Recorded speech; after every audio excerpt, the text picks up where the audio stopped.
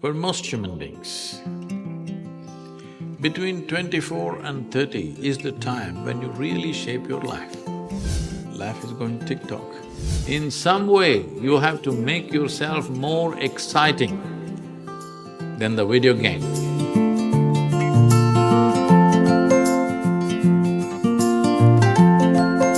If you tend to it properly every day, it will turn out to be something.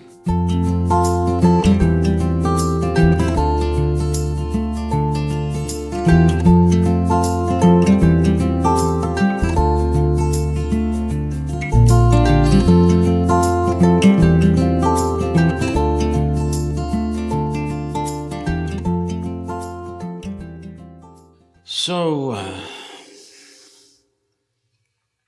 your problem is not unique, it's a generational problem. I don't know to what extent these numbers are right, but I don't think they're very far from truth. Some survey says young men aged between 24 and 30 spend a minimum of 5.5 hours on the video games in United States of America. Maybe they're little off this way or that way, but I don't think they're too far away. See, in a young person's life, for most human beings, between 24 and 30 is the time when you really shape your life. Isn't it so? Hello? That's the time. Most people have just finished their education and that's the time they're really shaping their life, one way or the other. Whether you're going into your profession or crime or politics, I don't know what's your choice, but that is the time you're shaping your life. At such a time, a crucial time in one's life, they're spending 5.5 hours on an average on playing some silly game of shooting people or shooting ducks or something, all kinds of weird things. I don't even know what else is there. I know only by what other people have told me. I have never played a goddamn game. I like games, but I have never played a video game because other things have kept me busy. I'm not saying it is completely wrong. It's a generational thing. Digital technology is new and all kinds of things happening on the screen, which is far more active than what's happening in the world, so it keeps people engaged. This is not a moral issue. This is a mental issue. Do you want to be a moron playing things which doesn't get you anywhere? All you do is bing in the end. Playing with yourself and playing with a machine, or life is going tick-tock.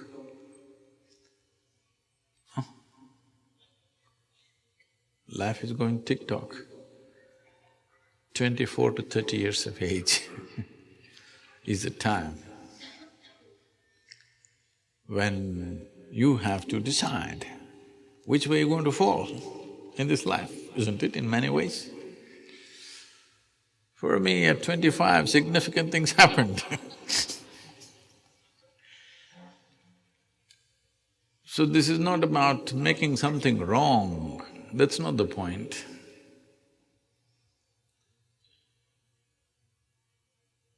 Well, maybe one day when there is a video game World Cup, if you become the champion of the champions, then maybe people will appreciate that also. But I must tell you this, I know a family, they had 2 sons. And one of them,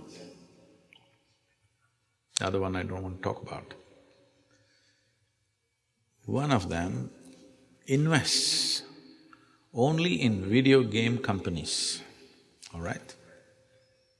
And he plays video games nearly 12 to 14 hours a day. And a physiotherapist comes and works his joints every day, because otherwise he does only this. I stay in their home for 3 days. In these 3 days, not once did any of those young boys step out of the room. So, this is a phenomena in the world right now. Because the technology is new, we are overly excited about it. First thing is, at the age of 3, you made him play this, so he doesn't know any other game. Game means on the video, that's the only game he knows. You can't blame the boy for this. Now if you want to correct, if you throw the S box out, we don't know what'll happen to you. When people get hooked onto something, really hooked onto something, you try to go in the way, they want to kill you for sure, isn't it? And already he's practiced plenty on the video games. He's practiced plenty. So don't try throwing the S box out. See if you can get him interested. Put him in a trekking program or a mountain climbing program, something where it demands physical and mental attention. I don't think he will go and play tennis. No. But if you put in a program like this, initially he suffers, he wants to run away, usually they don't let them go.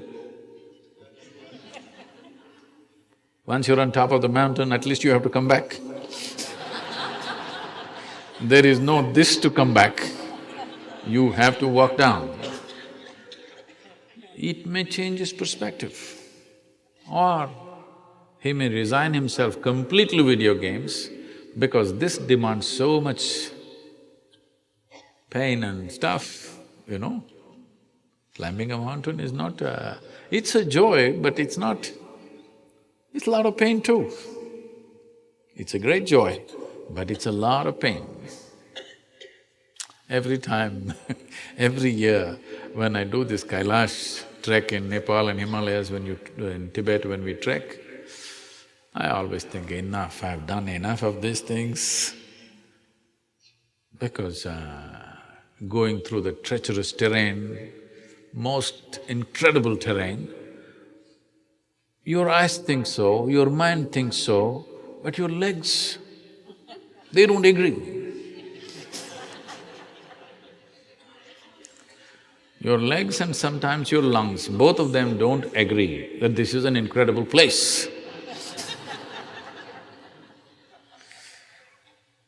So, for all you know, if you put him through that, he may never again come out of a video game, or he may,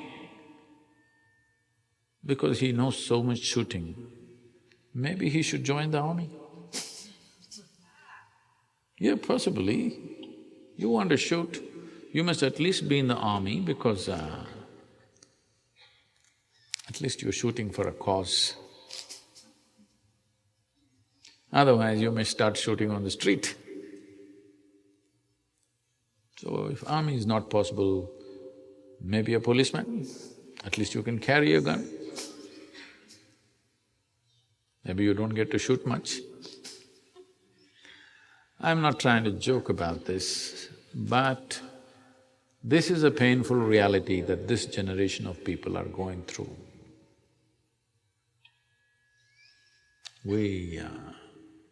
If we have children like that at home, there's nothing to blame them for.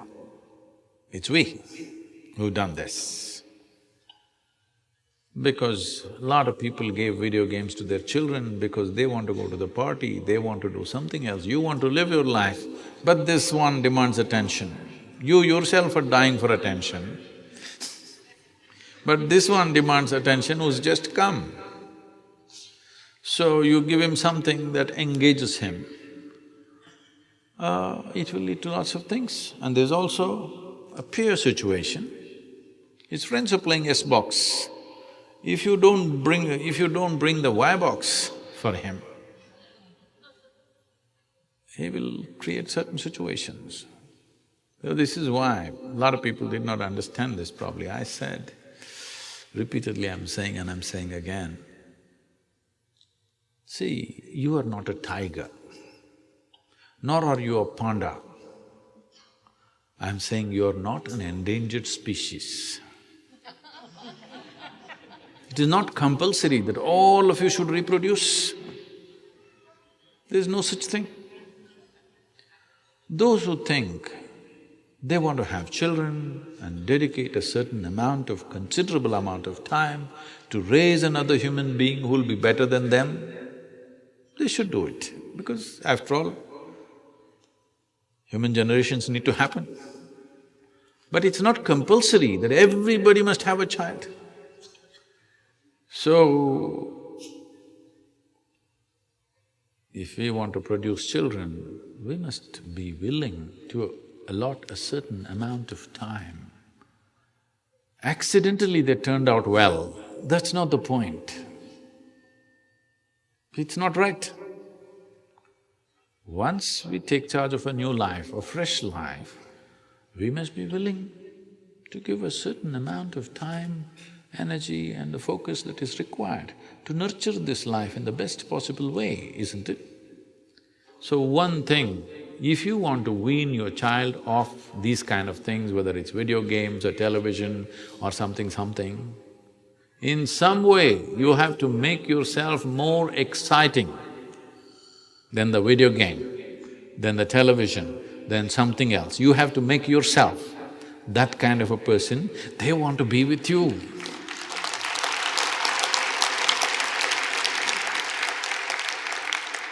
So, you can't… a child is not a machine. You can't switch it one way tomorrow morning. So video games to enjoying the rainbow is not going to work like that. It's a constant cultivation.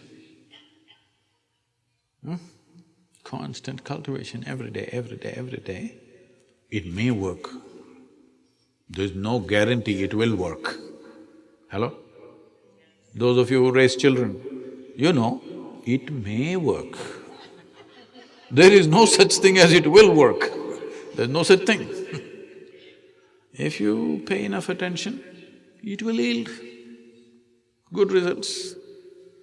Otherwise, we don't know, because you're not the only one paying attention to them. There are so many others who are also paying attention, and they may be more impressive than you. Yes, somebody on the street corner may be far more impressive than you and they may influence them much more than you. Yes. So, oh Sadhguru, I just asked you about the video games. Now you tell me I made the mistake of bearing a child. I'm not saying that. All I'm saying is,